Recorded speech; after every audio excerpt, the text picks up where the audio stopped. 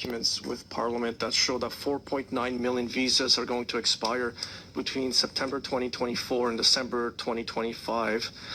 How will we know how many of those actually wind up leaving? As you noted, MP Kamich, when people come here, in many of their visa documents, they undertake to leave. As part of the levels plan, there will be some visas that are temporary in nature that will not be renewed, and those people, when they undertook to come here, will be expected to leave, and that is simply a fact. We'll have to monitor that carefully.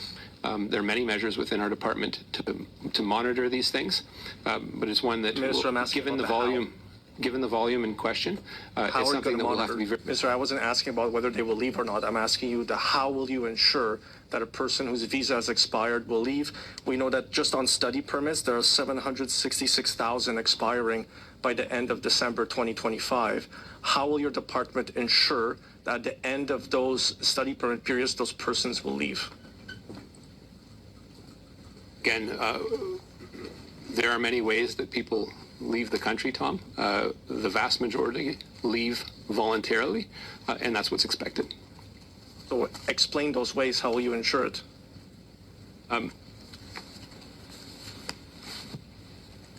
We work with our partners, including CBSA, to investigate, obviously, and prosecute those who violate immigration law. If someone refuses to leave, they're in violation of the law.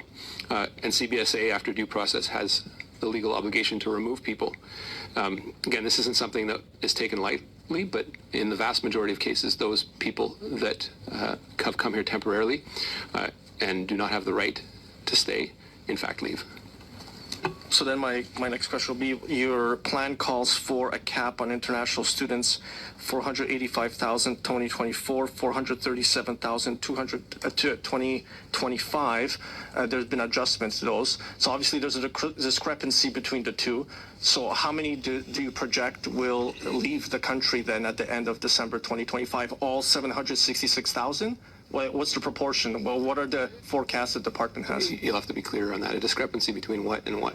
Between the number of people who will be allowed into the country and then the number of people who will be on a study permit that's expiring. So those who are expiring the end of December 2025, how many of them will actually leave? Are you saying 100% will be expected to leave, or are you going to send CBSA to chase all 766,000?